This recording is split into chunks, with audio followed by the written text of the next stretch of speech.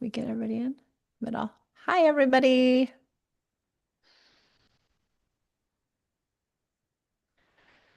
Good morning or good afternoon. Hi, Eric. How are you? Hi, Michelle. I'm Nice good. How to are see you? you. I'm well. Hi, Angela. Hi, Arnetta, Esther. I see Ariva, Sylvie, Tracy. Hi, good morning, good afternoon from wherever you're calling. I'd love to see you. Hi, Sylvie. How are you? Great. If you want to write in the chat where you're calling in from, whatever city, state, or country you're calling in from, how many kids you have, how old your kids are, that would be amazing. For those of you who don't know, my name's Michelle, and I have two kids who are 17 and 20, two girls, and I've been doing this work for 15 years, long, long time.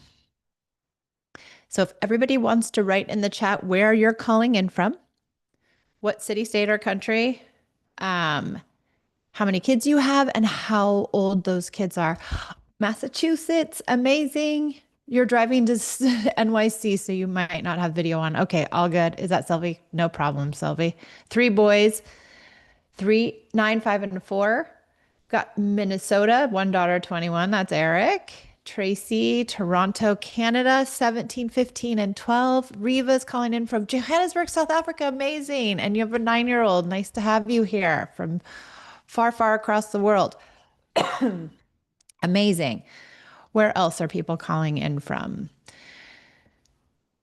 Other people and how old their kids are. Again, I'm going to re-announce myself. My name is Michelle, and I have two daughters who are 17 and 20, and I've been doing this work for 15 years, very long time. I feel like I've been doing it forever. Angela's calling in for Texas. She has a 16-year-old. You can't seem to unblock the camera. Oh, if you go into settings under video in the very far bottom, that should help you. Somebody's calling in from Utah who has a 12-year-old and a 14-year-old. Zoom user, Zoom user, what's your name? We would love to know your name. Um, Esther is calling in from France. Amazing. Two girls, 17 and 8, and two boys, 4 and 7 months. Wow, incredible. We've got people from all over. All right. Hala calling from Bahrain. Oh my gosh, amazing. Boys 9 and 5, both having a meltdown currently. I'm so sorry. Hi, Esther. How are you? Nice to see you. Illinois. Shannon's calling from Illinois. She's got a 4-year-old and a 9-year-old, both girls. Amazing. If you don't have your name on your screen, it would be It would be lovely to lovely know to. your name. If you could just put your, instead of, user or whatever, just put your name in there. That would be amazing. All right. It's so nice to have you all here. Today, we're going to talk about manipulation. If you haven't put your name and your kids' ages and where you're calling in from in the chat, please do so. If you don't have your name on your screen, it would be lovely to know your name. That would be lovely. If you could let us know. Amy is Zoom user. Hi, Amy. How are you? Nice to see you. Oh, Kimberly's coming. Yeah, we've got a few more people showing up. We're going to talk about manipulation. And it's just, it's one of those things that society has told us your kids are manipulative. And I'm here to tell you that's not true and how we can get through that and what happens when we believe that our children are manipulative and what happens when what kids are really doing and what kids are really feeling when they display these behaviors that feel like manipulation to us. Okay. All right. So we are going to get started. For those of you who have not put your name and where you're calling from in the chat, we would love that. That's super helpful for all of us so we can stay connected here. Okay. Here's what we're going to do today. We're going to talk about one of the most damaging beliefs in modern parenting, the belief that your child is manipulating you. You probably heard this one from a grandparent, from a pediatrician, from a therapist, from well-meaning people, from friends, from from a book maybe that someone handed you. She's playing you, he's working you, you're letting her manipulate you. I used to hear this all the time about my Esme Rose. Don't let them get away with that. They're testing you. Here's the truth. And we are going to spend the next 30, 40 minutes unpacking it. Your child is not manipulating you. That is not a thing their brain is capable of yet. So drop a yes in the chat if someone in your life, a grandparent, a partner, a teacher, pediatrician, a friend, anybody has said that your child is manipulating you. Put a yes in the chat. Oh, we got a lot of yeses. Yes, yes, yes, yes, yes, yes, yes. Yes, we do. We got a lot of yeses. I've heard it a million times from my own dad. Okay, this is the story that started this for me. Before we go any further, I want to tell you why I care about this so much. I was a public school teacher and a counselor for 13 years. I taught everywhere from kindergarten through high school, and I worked with thousands of kids. One year I had 850 kids on my caseload as a counselor at Santa Monica High School. So I've seen a lot of children, and very few of them gave me any really real trouble until I had my Esme Rose. And she broke the theory I had about all children. I thought children were great, not manipulative, kind, loving. But she broke that for me. She was maybe 3 years old and we were in the kitchen and I had asked her to put her shoes on. It was the third time I'd asked her and she looked right at me. She almost looked through me like I wasn't even there. And I remember standing there in the kitchen thinking, she's manipulating me. She's doing this on purpose. She's trying to make me lose my mind. How many people have thought that to themselves? Put a yes in the chat. That was the story I told myself. And the moment I told myself that story, my whole body changed. My chest got tight. My voice got hard. I started bargaining and threatening and issuing consequences. And she would just melt down even harder. And I got angrier. And the wall between us got higher. I had been told my whole life that kids push their parents for one reason. They want the power and control. And so I did what I had been taught. I tried to take the power back, and it didn't work. It actually never works because that was not what was happening in my kitchen that day. That was actually what was actually happening was that my sensitive little girl had a feeling she could not articulate. She was holding something from her day, her prefrontal cortex, the reasoning center of her brain that lets her process a request and act on it, wasn't available. And the person she trusted the most in the world, me, had just asked her 3 times to do something while she was still underwater. Here's something pediatric research confirms. 1 in 5 2-year-olds has a tantrum at least once every single day. And I say probably way more than that. 1 in 5 have a couple of days a day. That's not a moral failure on anyone's part. It's a typical human development. Kids have tantrums. We know this, and that is normal. And it's because they cannot deal with their emotions and feelings yet. My daughter wasn't manipulating me that day. She was drowning in her own feelings. Can you relate? Drop a moment in the chat when you decided your child was manipulating you. What were they doing? Were they trying to get a cookie?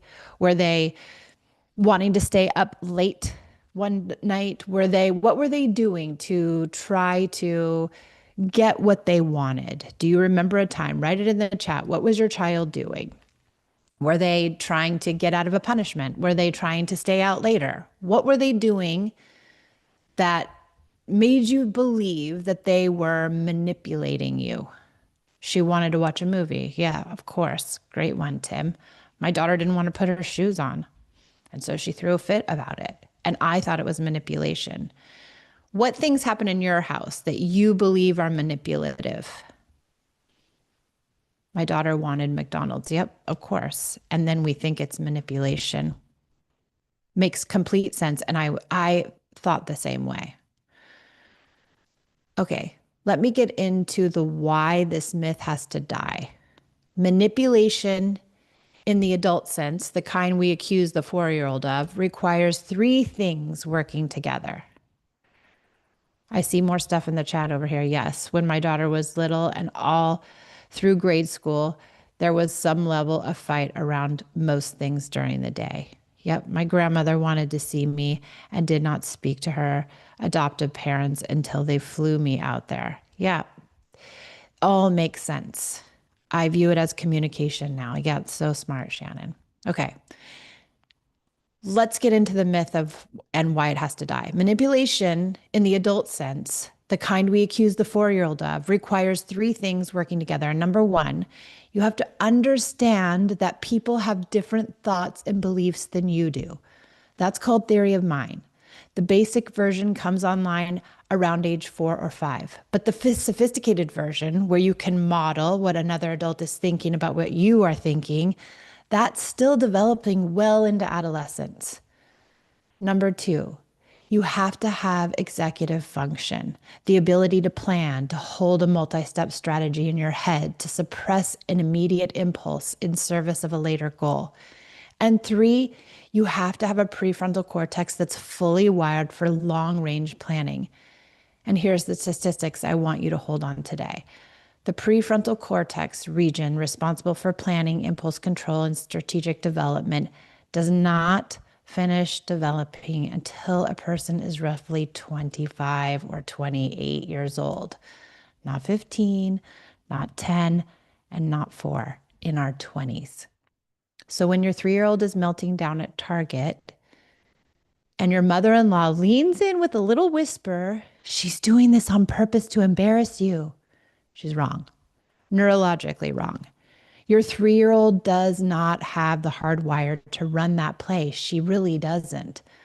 What your 3-year-old does have is a capacity to feel something really big, to have no words for it, and to express it in the only way she knows how, which in that moment is on the floor of Target. How many of you have heard that from your mother or your mother-in-law or your father or your father-in-law, your auntie, that your child is just trying to play you? When your 8-year-old says, "You don't love me," after you set a limit, he's not running a guilt trip chess move against you.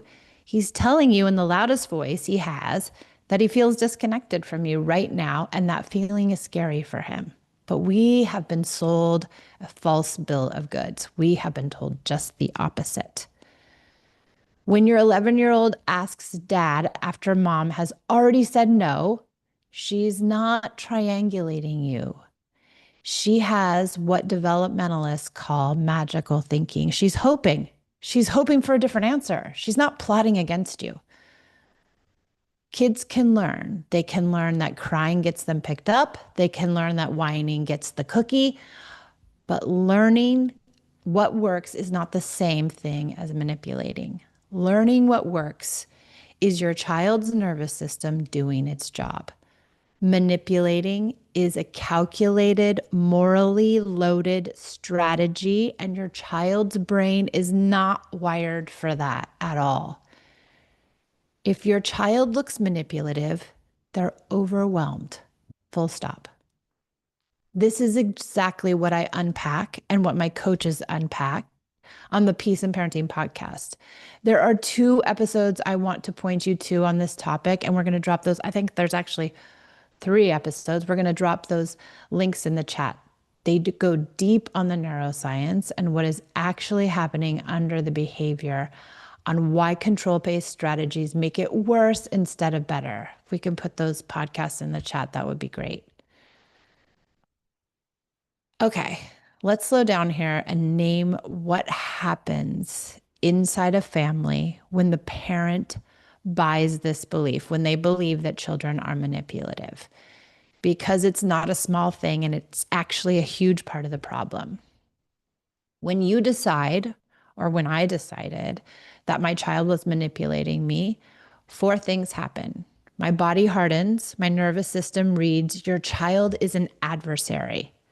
Not a small person who needs you, but somebody who's trying to do something against you. So then you respond with control, consequences, threats, taking things away, withdrawing of affection, shame-based language. I can't believe you do this to me. Because if someone is trying to manipulate you, control you, then that's the appropriate response. Your child learns a lesson, though. They learn that the feelings they cannot yet name will be labeled as bad, that their attempts to reach you will be treated as attacks, that expressing a need makes them a manipulator. They internalize it and they carry it into their relationships they'll have in the future. And the connection between you takes a hit, right? Not a huge one, but a quiet little hit. And over time, it creates a crater and a wall that starts to thicken between you. Okay, here's a question for you, and I want you to put your answer in the chat. When you catch yourself thinking, my child's manipulating me, what do you usually do first? A, double down with a consequence. B, feel hurt. C, question your own parenting. D, all of the above, depending on the day. Drop your letter in the chat. Tim says A and B, doubling down and feeling hurt. Yes. I double down for sure. That's mine. And depending on the day, I'll do D, all four of them. C, Lauren says C, question your parenting and spiral. Yep. Eric says A, B, then yell. Yes, that was mine too. Mine would be then yell. Tracy says B and C, feel hurt and question your own parenting. Yes. Used to be C, now it's B, feel hurt. Okay. These are all totally normal, and none of this is your fault. It's what we have been taught. We were handed this belief in society. We still are. And a lot of us were raised this way. Our parents told us we were manipulative or acted as if we were manipulative. It's old. It's an old story in parenting and culture, and it takes real work to unlearn it. And this is exactly what we do every week inside our Peace and Parenting community. We help you catch this belief and so many other beliefs in the moment when they show up. And we give you something else to do instead, connection, because there is another way. And it's not easy to move from this belief to connection without support. So if you're looking for support and you're feeling like you want to move into connection, write the word support in the chat and we'll reach out to you. Okay. This is the part I want you to pay close attention to because the most useful thing I can give you today is a translation guide. The behaviors that look like manipulation, and then I'm going to give you what they actually mean. So the first one, the meltdown when you say no. What it looks like. Your 4-year-old loses in the cereal aisle because you're not going to give them the Cocoa Puffs. What adults call it, she's trying to manipulate me into buying it. What is actually happening is her prefrontal cortex cannot hold the disappointment. It's too much for her little body. She needs to have a release. And then she needs your warm presence on the other side of it. What to do? Do not buy the cereal, but do not lecture either. Sit with her and let the feelings come. I understand. I know you're disappointed.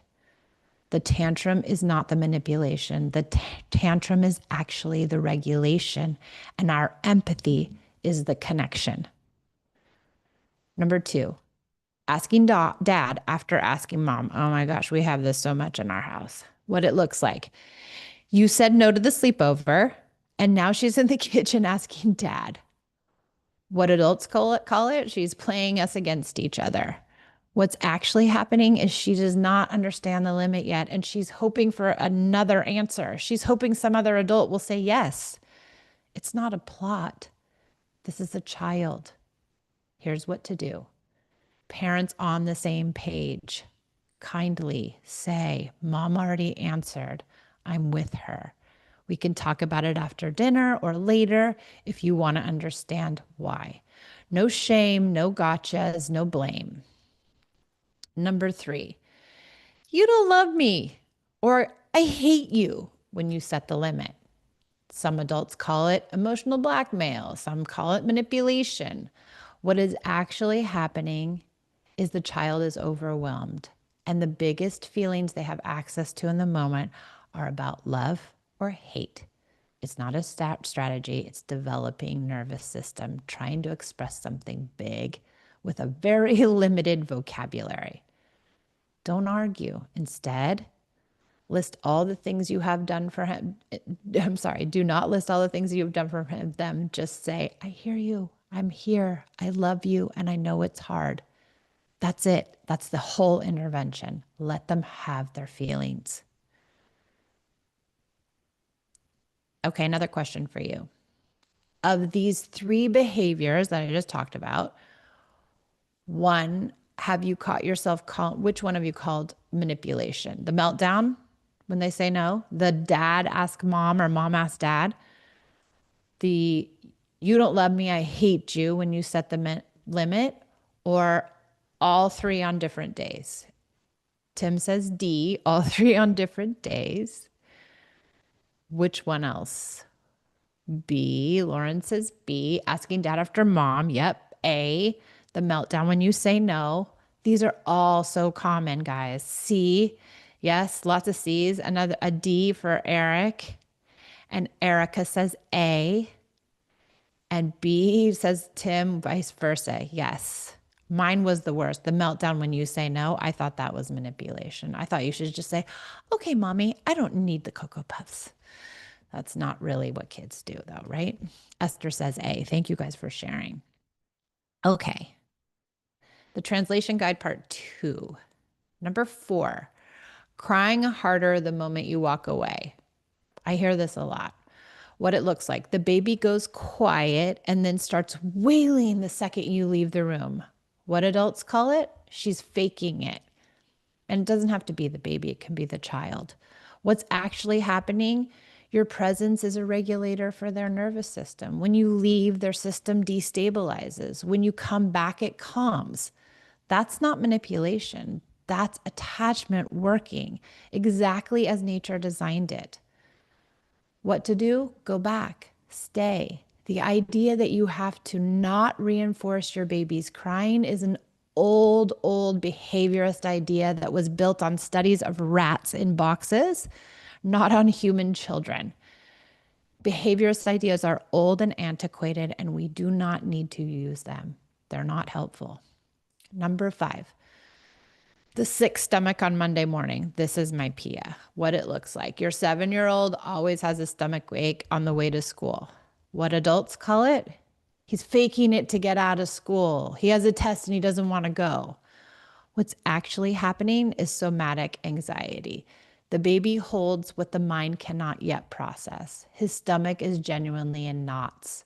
The ache is real. What to do? Get curious.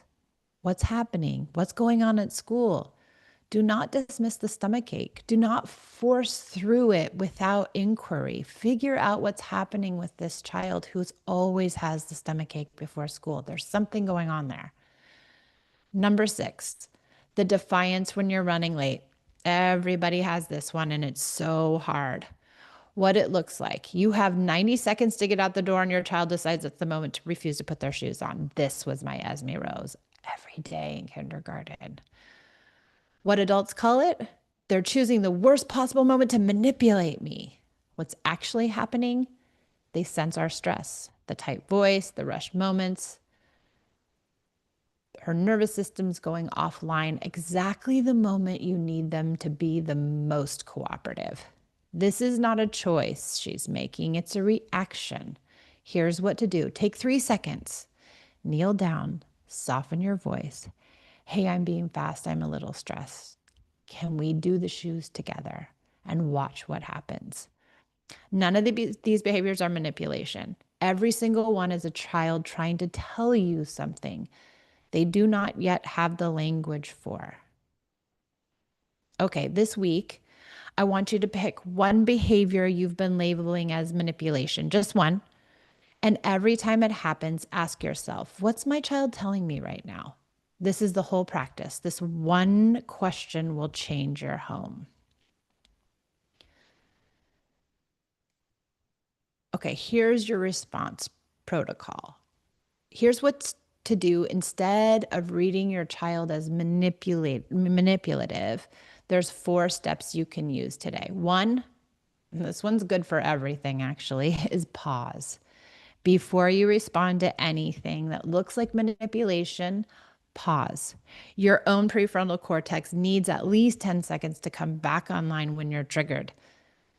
10 seconds is not a lot, but it's a big difference between responding in the moment. Take a breath. Step 2, translate. Ask yourself the translation question. What is my child actually telling me right now? Not what is she trying to do to me? That's an old frame. The new frame is, what does she need? Step 3, connect. Meeting the underlying need. If she's overwhelmed, she needs your calm presence, not a lecture, not a punishment, not a threat, not a bribe. If they're disconnected, they need you to come close, not pull away. If they're seeking a different answer, they need you to be kind about holding the limit, not sharp.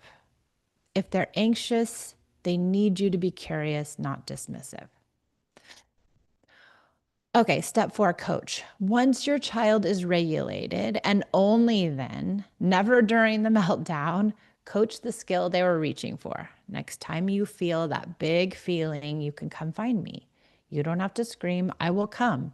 That's the repair. That's the teaching. That is where the growth happens. Okay, you can put this on your refrigerator and a little card that says pause, translate, connect, coach. 4 steps, write them on the index card, and that will help you put it on your mirror in your bathroom, put it somewhere where you can see it. When your child acts manipulative, they're not trying to beat you, they're trying to reach you. They're reaching and wanting connection.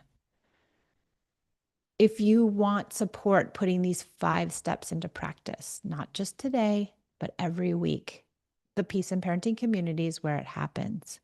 We have weekly live trainings, we have real parents doing this work, and I am there with you. You just need to drop the word support in the chat if you're looking for more help and more wins.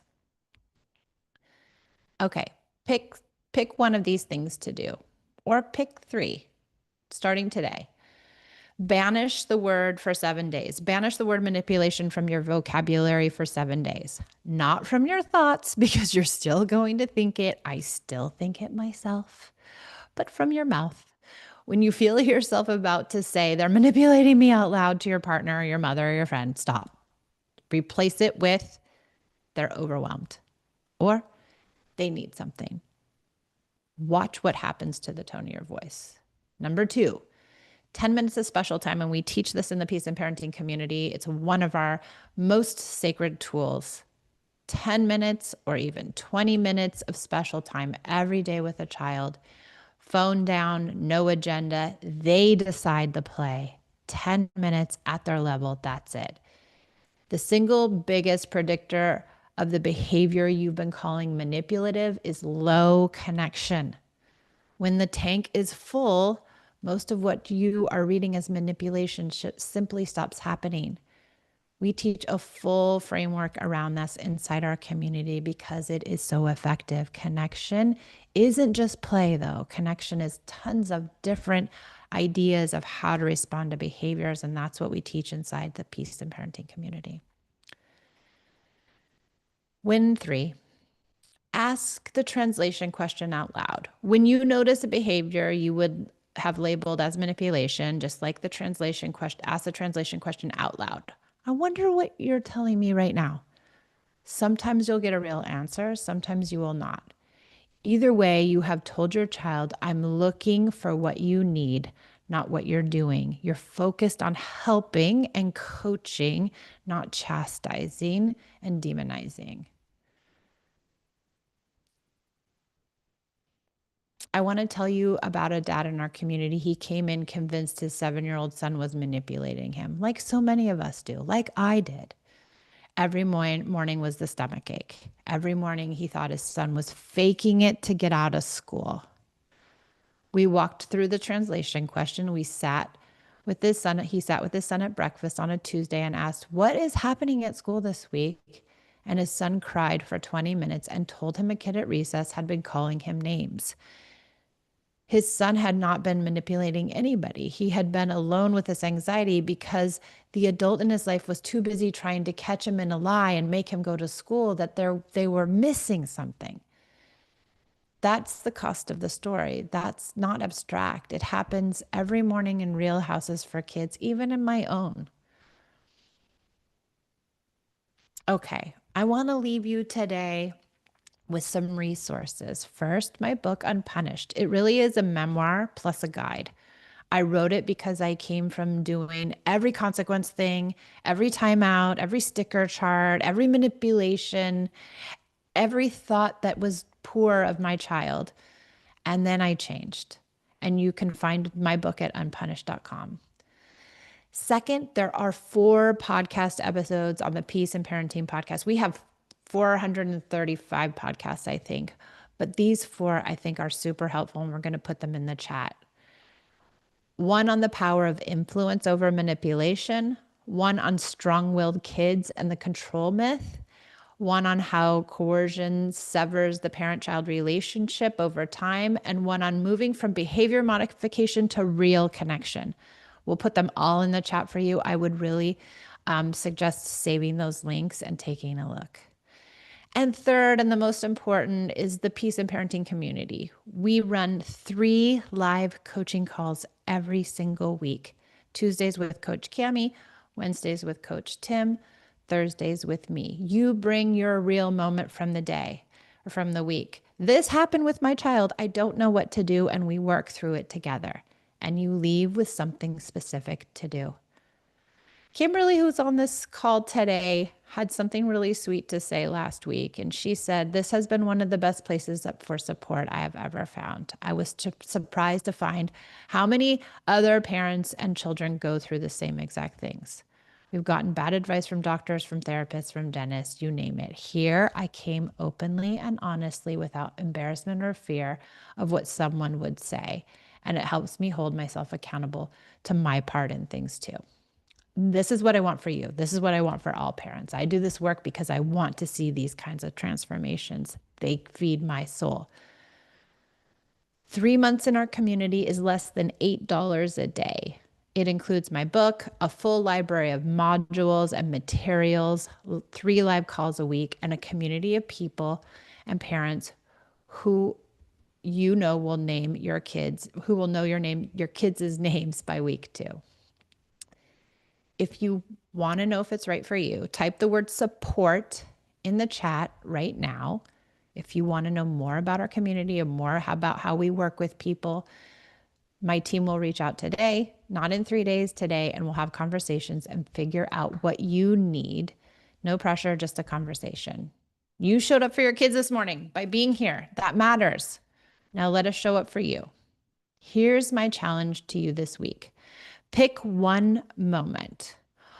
One, maybe the morning, maybe bedtime, maybe the grocery store. And instead of deciding your child's manipulating you, decide they are reaching for you.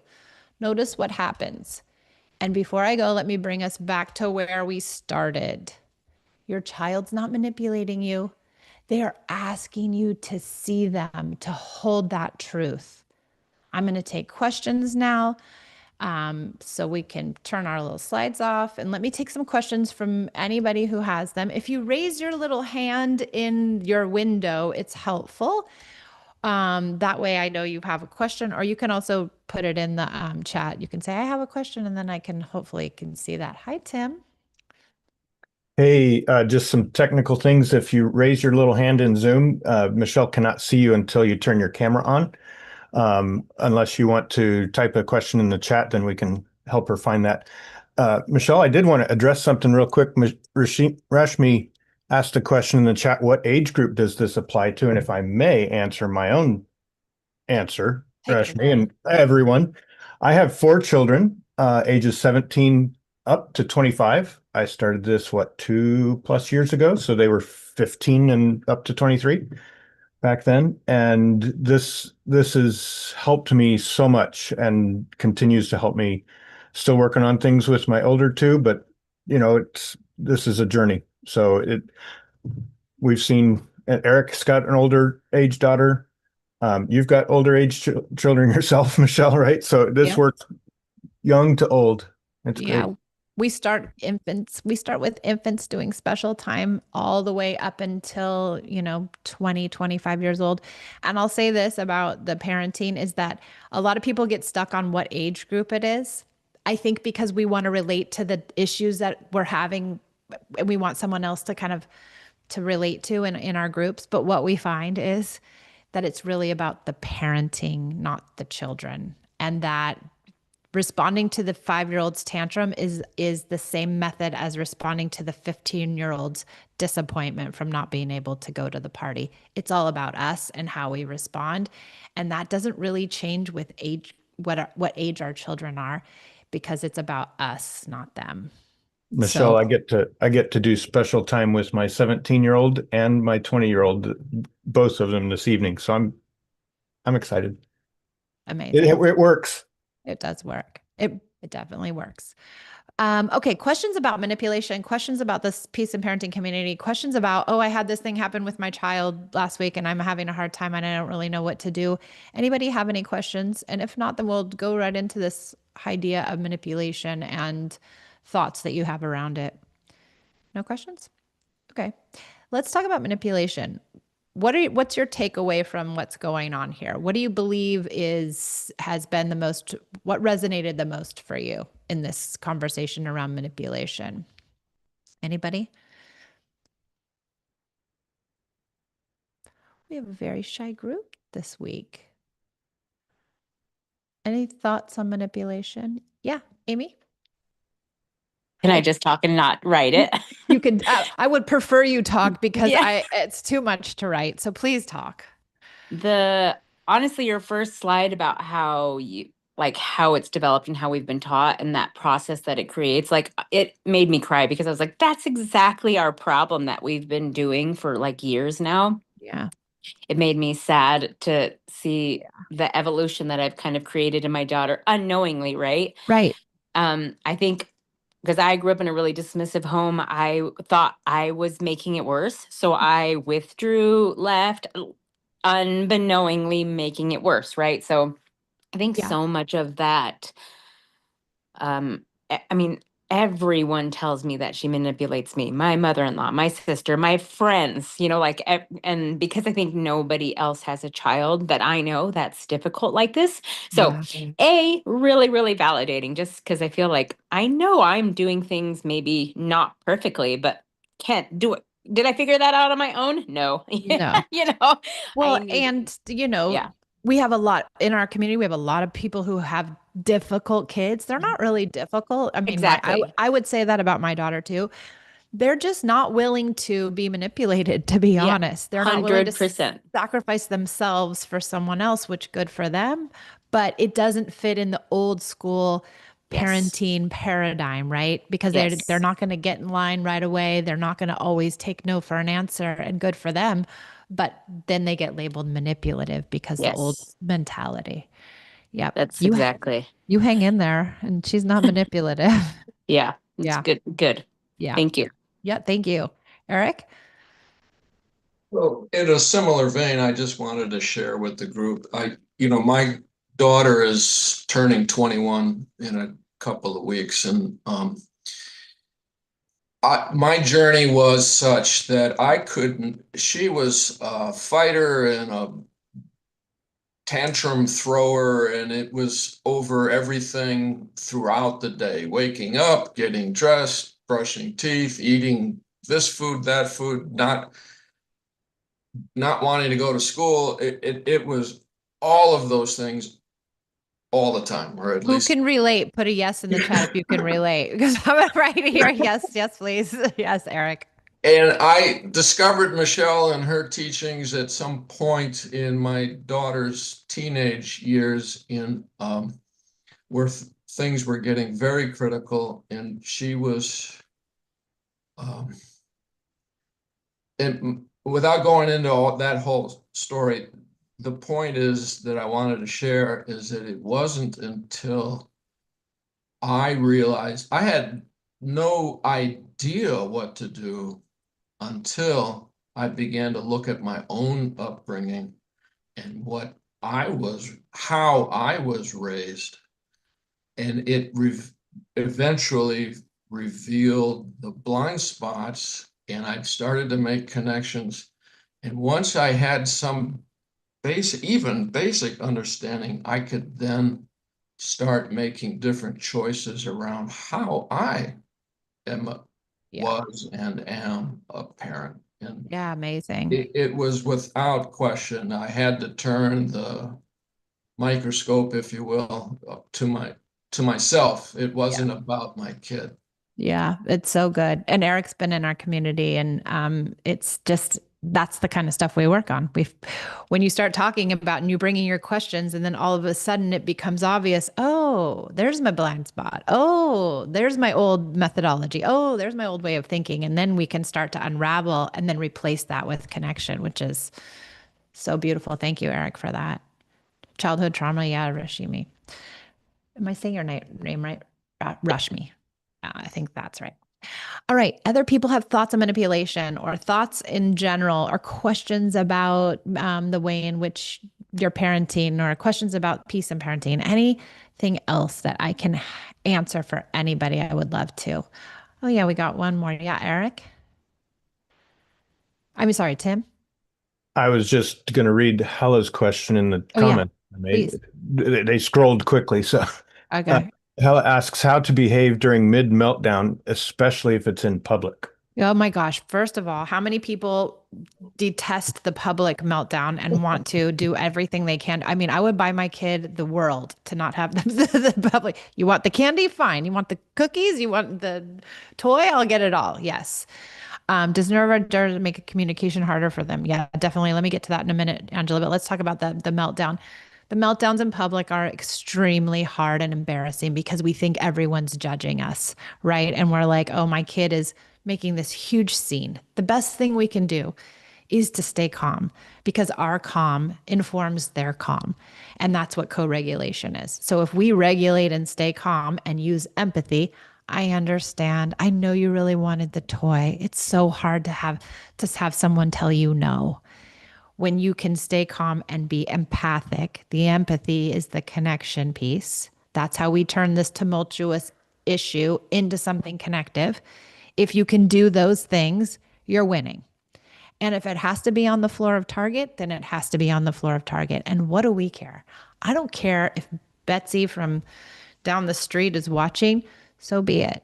I care more about my child. So we try not to let that judgment creep in and just say, I'm being here with my kid and it matters not what other people think. But it's really, really, really, really hard. But you can do it. I know you can. Great question. Angela says, does neurodivergence makes the communication harder? From absolutely. Neurodivergence makes everything harder. And we've got a lot of kids with neurodivergence in our community. And we find that connection is the only thing that helps these beautiful kids.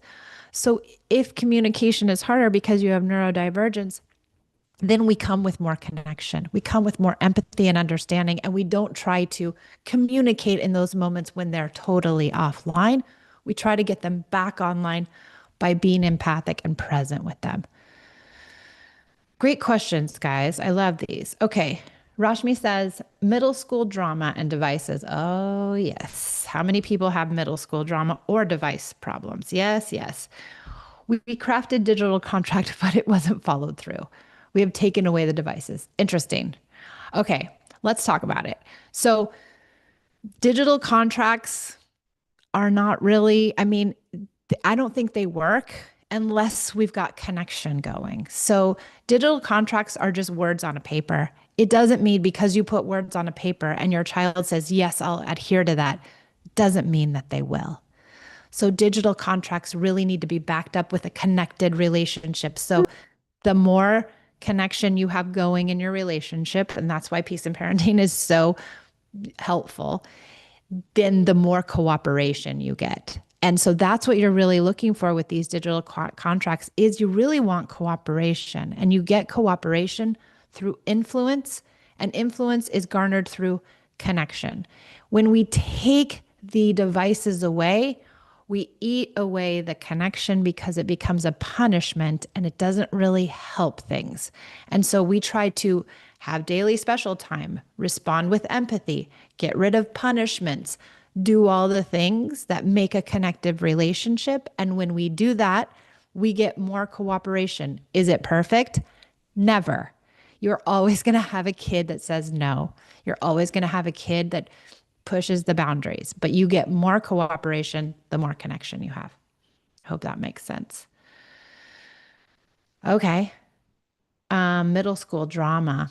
I mean, middle school drama is hard. I have a couple of good suggestions around middle school drama. Try not to give advice. I know it's really easy when they're like, my friend said X, Y, and Z. And you're like, well, you should go tell them that they can't talk to you like that, or you should just don't be friends with them anymore. Don't talk to them anymore. They're not a nice person.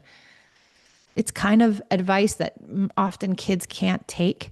They can't execute it because they're not mature enough. They're not old enough. They don't have the reasoning. They don't have the judgment like we do. And so often they can't execute it. And then when they go to school and they don't execute it, and then they come home and say, and you ask them, well, how did it go with Tara? What did you do? Did you tell her? And they're like, no, I couldn't tell her. Or they stop talking. No, it's not a problem anymore, mom, because they can't tell you that they couldn't follow your advice. So I always suggest just listening. Oh, what happened with her? Oh my gosh, tell me more. What's going on? Be the empathic listener, be the sounding board, be their support. They will figure it out as long as you stay deeply connected and you know what's going on and you make sure they're safe and you listen to their feelings. That's the best thing you can do with that drama. Great. Thank you, Rashmi. I see your heart.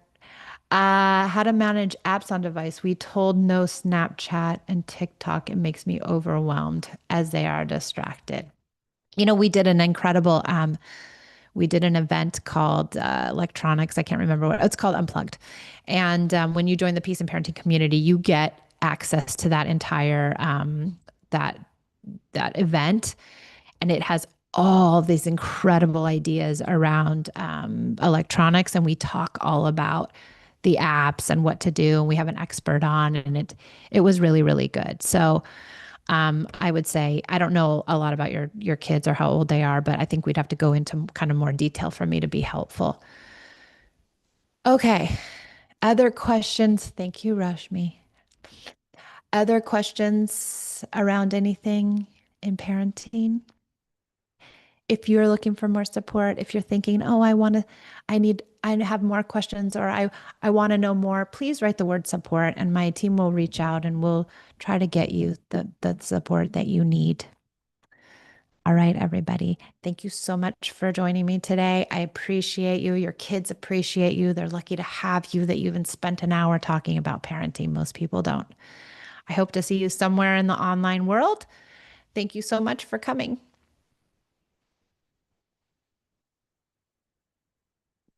Bye, everybody.